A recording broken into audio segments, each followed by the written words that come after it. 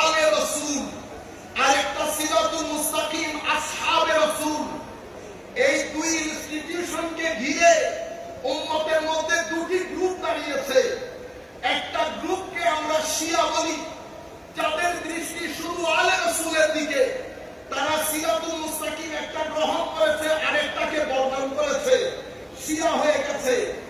আরেক দলকে আমরা খারিজি বলি, যারা আসহাবে রাসূলকে গ্রহণ করেছে, আলে রাসূলকে বাদ দিয়েছে, তাদেরকে আমরা খারিজি জেহেন বলি।